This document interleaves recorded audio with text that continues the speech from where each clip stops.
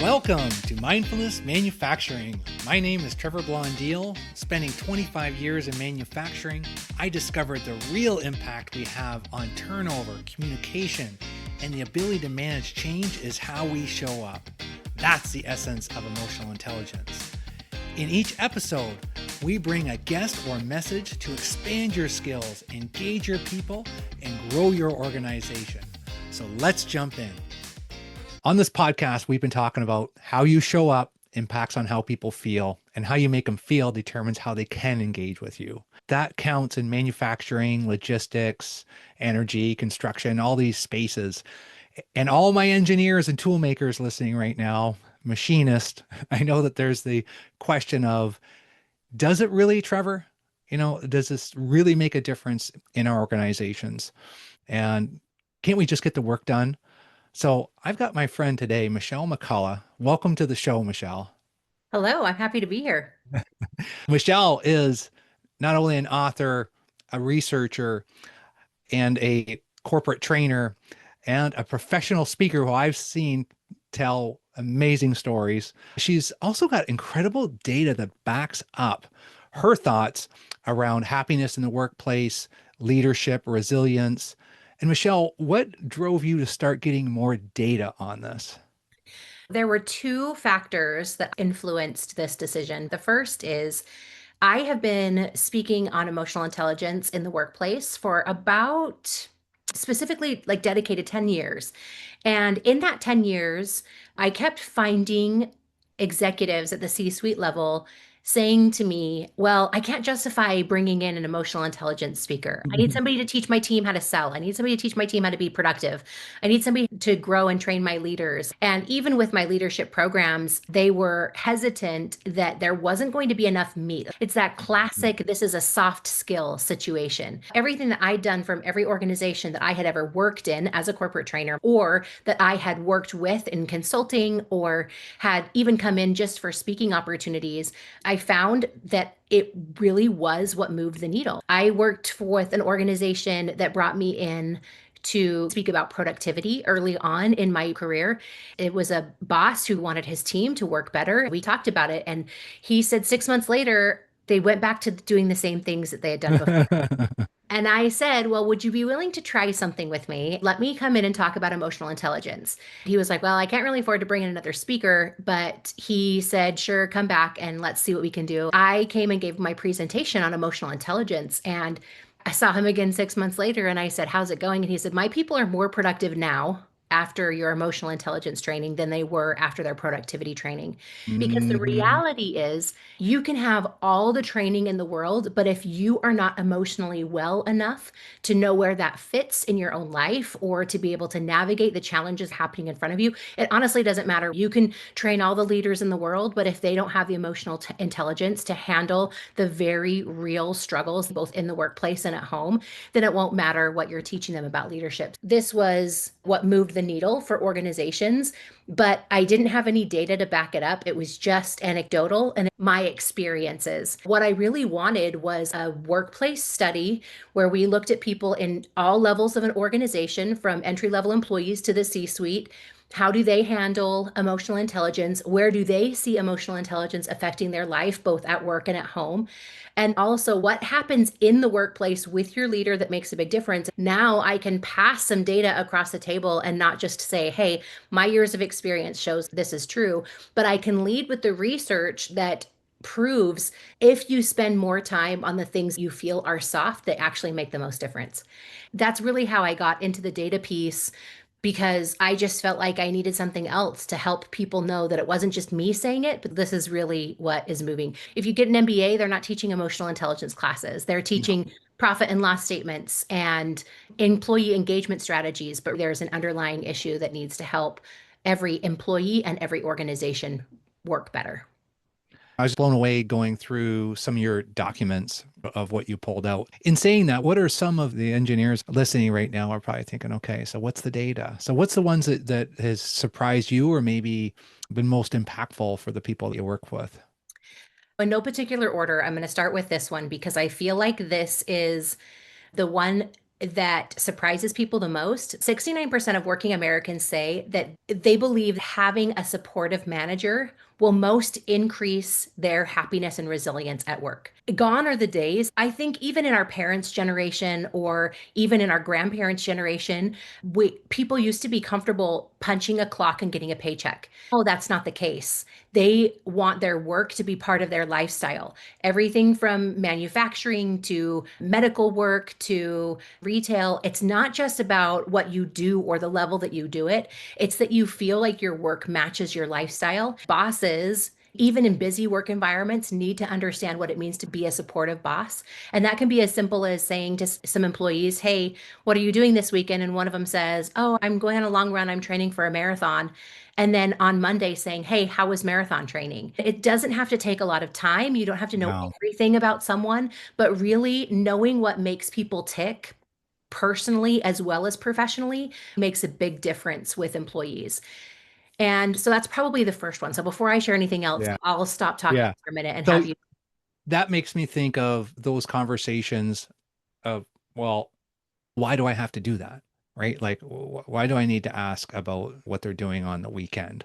And then this data helps prove that it's not you're doing something extra, it's human. This is Mhm. how humans interact. We enjoy having conversations. You and I have become friends and had some laughs in the hallway. That's how people connect. Our industry needs your help because we get stuck in this whole, like, 24 hours a day, manufacturing, construction going all day and just getting the work done. Sometimes it's there and it's just not labeled as connecting as leadership.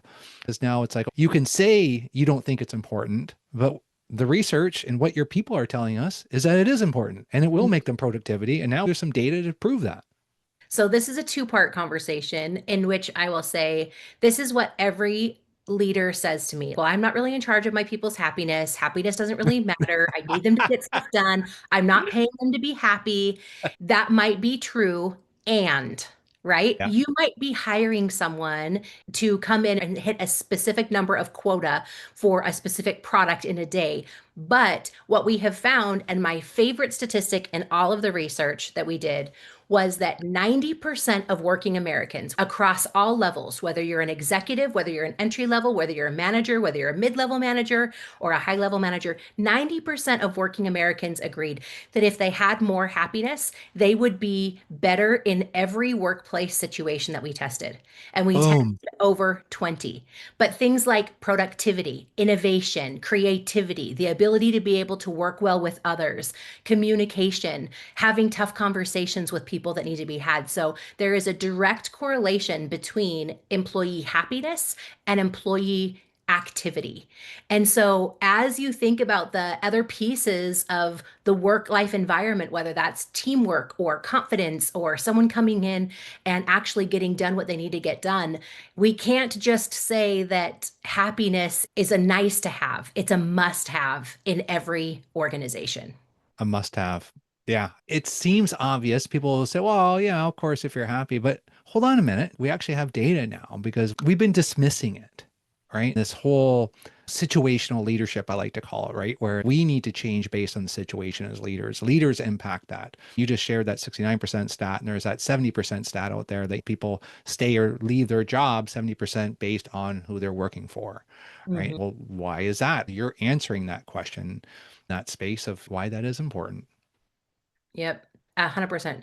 And 69% of those we surveyed said that their manager directly influences their resilience and happiness at work. Mm. Understanding that people aren't just wanting a boss to be supportive, but also knowing that the boss they work with is going to influence them. Managers who think if I just provide tough love and crack the whip, that is good management. But that's actually not what the research shows. The research shows that if they can see you making a mistake and bouncing back from that mistake and becoming stronger, they actually are more likely to be resilient as well. If they see that you're having a challenge or a situation that is tough at home or at the office, and you share what that looks like and the process of getting to where you are emotionally well or your ability to bounce back, it gives them permission to know that they can be human and also shows them paths and patterns that they can implement on their own. It's also just understanding that It's not just about cracking the whip and showing no signs of weakness. It's not about dropping everything on the table either. No barfing on the table. Correct. And it is possible to share too much. And so I Yes. will agree with that. But that said, if the only thing that a manager or boss shows is perfection, then Mm. people don't feel like they have the permission to be human. And it doesn't feel like there's any flexibility. So it's so important to help people understand, even if you say it in hindsight, I had this challenge, or this was a problem I had with my boss, and Mm. here's what I did to fix it. It's so powerful to help people understand. And I also have bosses say, well, that's not my job. My job is not to be a therapist. My Yeah. job is not to teach people emotional intelligence. But then my question is, if not you, then who? Like, who Mm. is going to teach them this? Because it's not what they're learning in the training process. It's not what they're learning at school. It's not what they're learning through trade programs. So someone somewhere needs to do it, whether it's you or a book or a podcast series. And I like the whole concept of, it starts at the top. So we talk about connecting the top to the shop. But if the top isn't doing it, and that's why, you brought up earlier about the training.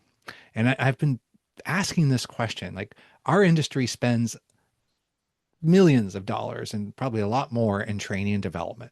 There's leadership training. You look at that 25-year Gallup engagement line, it's hovering around that below 30%. Our industry is below the average of 33%. And it's like, okay, so we're not moving the engagement needle. So what does that mean to our safety, quality, productivity? And then if we step back, well, what are the leaders at the top doing about that? If I get a call and a plant wants help, sometimes they'll just say, oh, well, it's just our supervisors, right? It's our frontline leadership that needs help. I'm like, well, who's coaching those people? Well, it's executive team managers, but we just don't have time. We just need you to level that up. And then I'll say, I'll refer you to someone else, but that's just not what I do. If those behaviors aren't changed up there, if they're not becoming more self-aware of their emotions, how they're showing up, and our whole concept is around having those deeper conversations. I wasn't trained to do that. I went to business school. I didn't get that either. So I think just that whole thing of like, hey, if there is something wrong between you and I, Michelle, if there's something that's off, how do I bring that up? How do we have that conversation and get that out in the open and not be worried about it and unhappy? Yeah. So that's a tricky question because communication is the number one way to solve problems, and it's also the number one way to have conflict. And Mm. so you take the same tool and it can be used as a double-edged sword, especially if someone isn't emotionally well. So what I tell managers in that instance is from the beginning, set the expectation that conversations are regular and normal. Tell people when they're hired, we're going to regularly check in. We're going to regularly have conversations. And that time is for you as much as it is for Mm. me. I want you to share with me what's working for you, what struggles you're having, things that you're having with the team. And I'm going to find ways to provide you opportunities to grow and improve because I know that whether you stay in this job or you advance in our organization or you eventually leave us, growth is an important part of your professional career.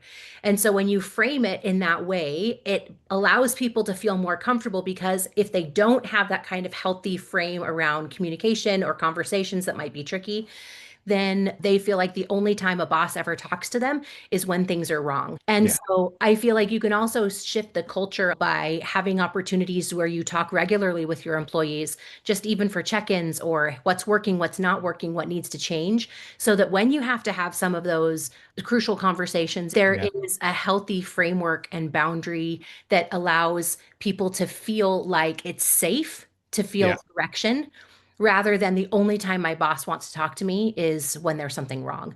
And so if you didn't do that at the front, because the people who are listening are like, oh, I didn't set that expectation when they first started. Now what do I do? Does that mean I never get to talk to people? No.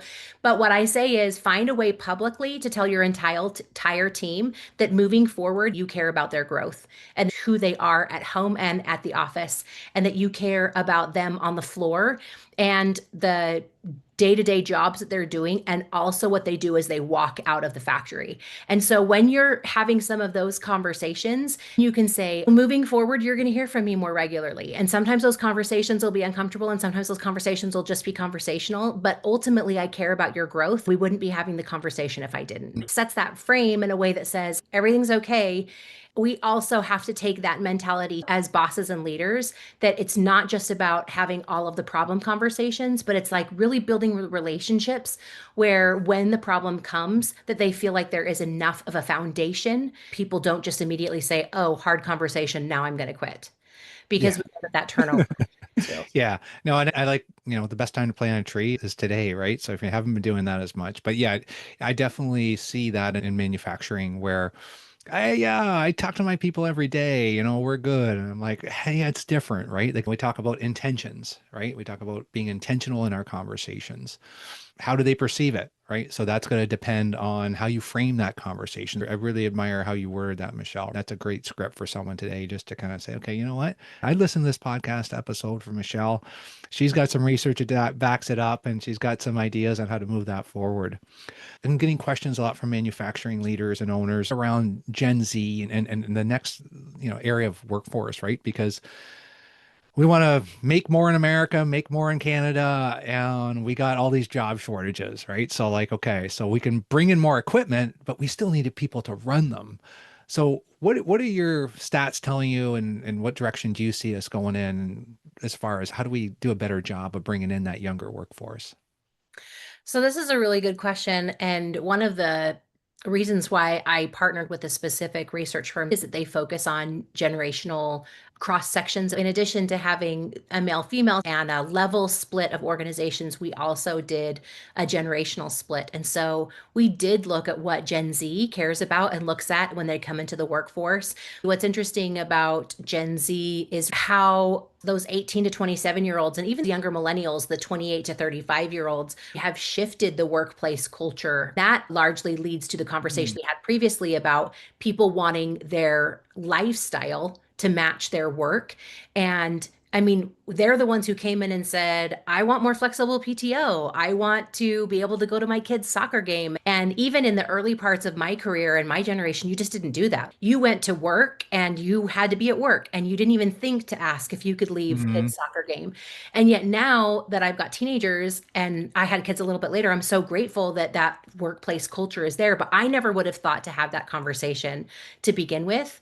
And now I work for myself, which makes it different. But for those who it's looking at some of those generational factors that say even simple things like having a sense of purpose in your everyday life really is influential in feeling like you can show up emotionally intelligent. What's interesting is what is important for us in our older millennial or Gen X generation is totally different than that Gen Z generation. They feel really strongly about their friends and community. They feel really strongly about media and books, where older generations don't because they might favor a partner or extended family more because of their life circumstances. That simple sense of purpose actually stems into the way that they work as well.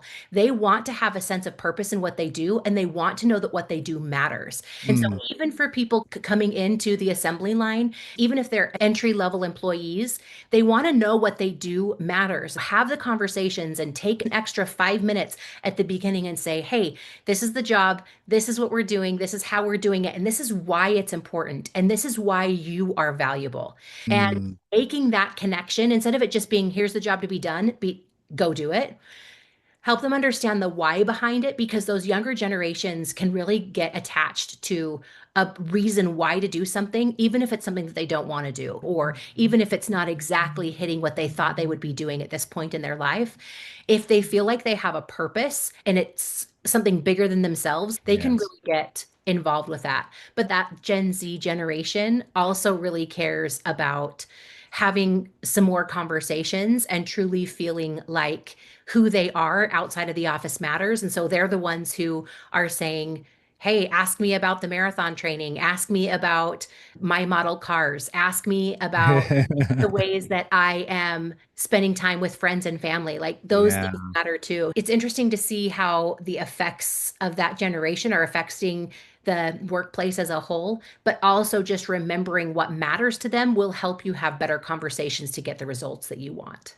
Hey, I'm Generation X, and I like those conversations. I Right? like to I like to talk about like what are you doing this weekend? And I don't know if that's just how I was brought up on a farm. We did our work, but we still connected, and somewhere along the line we lost this. Was there any data like around Generation X that stood out for you in that different generation field? You asked questions in that survey as well. So you got some consistent comments, or was that more from data? Both the data, we did mostly closed-ended questions, but we Yeah. could split it out and say, okay, here's what Gen Z said, here's what older millennials said, here's what Gen X said. What is interesting, I think, about looking at the data and having them split, for example, looking at the people, we asked the question, how valuable would it be to learn about happiness and resilience at work? They not only told us that it would be valuable, but they told us why it would be valuable. Ooh. So we went in and asked additional questions. Yes, they'd love to learn more strategies about being happy and resilient through their workplace. Then what they said is, if you help me with that, it will improve my mental health. Oh, If you help me with that, it will help me feel like I can be a mentor and have a mentor. It's really interesting to see how even these different generations said yes and like, yes, yeah. I need this, and here's how it would help me. Yes, I need this, and it would help me be more resilient. Or yes, I need this, and it would help me feel like I'm better connected to a team. And that's one of my favorites. They want some of the things that we think they roll their eyes at.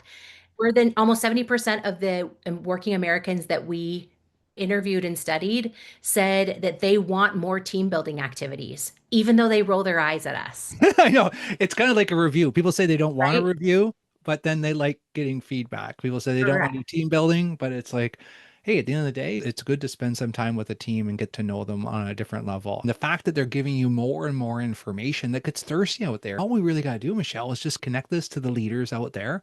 That's why I think it's so important that you're sharing this information and that we all have access to it. The other question that a driver might be thinking right now, if they're trying, wanting to know more research, for the last 40 years, women in manufacturing have been about 28%, Mhm. 26, 28. And we're trying to figure out how to move that needle. Any data out there that would be helpful for us leaders on bringing more women in manufacturing? Well, I appreciate that you asked this question because as we split everything by generation, we split it by gender as well. There are different factors on what men and women feel and how they connect things, but also how they want different parts of the workplace to show up. But then one of the things that I think is also important to recognize, and this makes me a little bit sad, but men rate their overall happiness in life and at work significantly higher than women. Generally speaking, I think that comes from a couple of reasons. One thing is that men are a lot more confident or feel like they're a lot happier than maybe they will be, where women might be a little more critical of their current happiness levels. But at the same time, if we know that generally women, as they approach coming into work, as they're stepping up to the line, as they're interacting with other people, they also are more emotionally charged. So they're more likely to bring whatever happened at home into their Mm. workplace. It's just being mindful that the mental load and mental capacity is a little bit different, but that doesn't necessarily mean that they don't want to do more because they want to be considered as valuable in their workplace. They want to know what they do is important. They really care about improving their emotional well-being, and they really want the opportunity to be better. And that doesn't necessarily mean that men don't want that either, but where men show up a little bit more confident in general about their current happiness level, women show up more strongly about their ability to shift their happiness level. Men Mm. don't feel like they have, as far as the research goes, the ability to shift their emotions. Women do have that ability a little bit stronger, but that doesn't necessarily mean that both genders don't care about that. When you look at your specific industry and you think about manufacturing and the way that women are showing up in the workplace, what matters most to them is feeling like they are valuable and included, even Mm. if they're in the minority, and that their opinions matter. And so having conversations, if they are the only women on the line and they have a male boss and a male boss's boss, it's about considering different ways to stay connected to that female workforce because women are more likely to stay because they feel connection both with their team and with their bosses, even if they don't like their work. As you consider ways to not just help them feel confident and strong in the work that they do, making them feel connection is one of the keys with your female employees. Michelle, it's like you're in the plant right now, right? You can see it, right? That's exactly what's happening. And it just takes a little bit of a shift by all of us. I ask that question to a lot of people, and that's a great answer. I knew this time was going to fly by. What do you want to leave the listeners with when they think about Michelle and your research? What do you want them to say when they walk in the plant about you? We asked employees what leadership qualities from a manager improve their happiness and resilience at work the most. And I've already shared that supportive was number one, but trustworthy and team player were two and three. And so while we haven't had the conversation about trust in this interview today, I feel like it's important for us to remember that trust is built but also eroded, but actually can be rebuilt.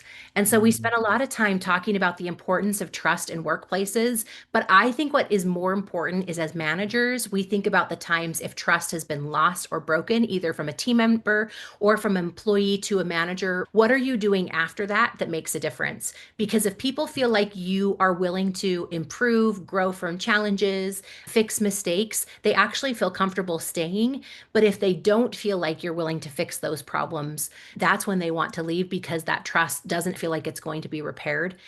And while that may not be the super sexy way to end a conversation like this, I think that the connection between support and trust are interconnected, and helping individuals know how to rebuild that and managers rebuild that is really important as well.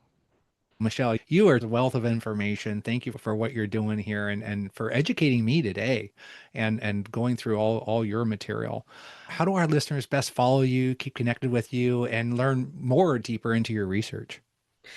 I appreciate that. You can go to speakmichelle.com/research and it will show you the research reports that are available and you can access them and download them. There's also companion videos that will help you just with a little bit of training if you want to get started. And that's a great way to just kind of get into a little bit more of the information and see what works for your organization. You're welcome to reach out and email me through the website as well. You can find me on every social media channel at Speak Michelle, LinkedIn, Facebook, Twitter. We're Xing now, but Speak on all Michelle, that's a clean one. I've seen you speak. I've watched some of your videos even this morning. They're so helpful in manufacturing. We like to consume more on video now. So we'll leave all those links. Thanks so much for coming on the show. You are brilliant. Thanks for having me. Hey folks, appreciate you taking the time to join us today. If you enjoyed this episode, share it with someone. Haven't subscribed yet? Do it now. Remember, if you want results, the key is increasing your awareness of how you show up.